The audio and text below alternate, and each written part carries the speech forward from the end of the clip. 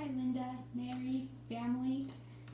My name is Shauna Barr, Meg22, and although we couldn't make the drive to be over for the celebration, wanted to express all the love and warm memories that I have of Patty. And I think what first comes to mind is that I remember my mom told me that Patty was my godmother. And as a kid, I didn't really comprehend what that meant. So all I really knew, the closest I knew, was the Fairy Godmother in Cinderella. And reflecting back on so many levels, she is and will always be the Fairy Godmother that bubbly, joyful character represented. What I loved most about Patty is her gift of gab. She could befriend a stranger, out-talk my dad, which always felt impossible, especially growing up as a kid waiting for hours, what seemed like, at county fairs because there were so many people to talk to, so many strangers. But she talked him, and her unconditional love for people. Her home and her heart was always a place of refuge, a shelter, and a home, just like the Fairy Godmother of Cinderella. She housed many and opened her doors without question. I have cherished memories learning how to make squeaky cheese, or goat cheese, but she just had the cheese that I can't top no matter where and what I've tried.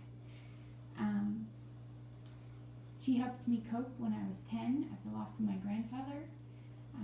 My parents went away to deal with their all the things that needed to take place. I remember specifically and vividly being in Patty's kitchen, staring lost out the kitchen window. I think we were probably making cheese as a distraction, and through my confused 10-year-old tears, I remember her wisdom of,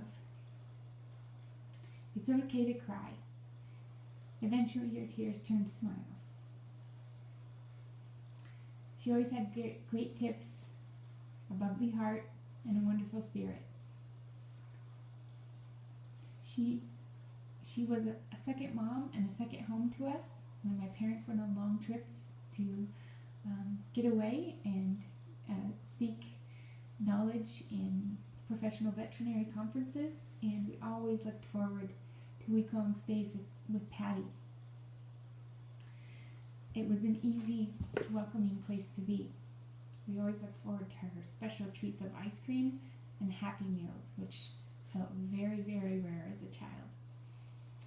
And the thing that stands out most, even in my days as an adult and a mom, is the unique array of songs that you could always be found singing when you were with Patty. So join me if you know this one, because not many of my other peers and friends have ever heard of this, and the list goes on. I just sang this to my kids tonight. They specifically requested it. So it's being passed on to a new generation. I stuck my head in the little skunk's hole, and the little skunk said, "Oh, bless my soul." Come on, Justin, I know you know this one. Take it out, remove it. Well, I didn't take it out, and the little skunk said, "If you don't take it out, you'll wish you had take it out. Take it out." Come on, everyone, I know you know this. Remove it. Psst. I removed it. Too late. Abba Dabba Dabba is one that we sing to this day. I've been working on the railroad. A peanut laying on the railroad track are all wonderful songs that we spent hours in cars and on trips that all learned from Patty.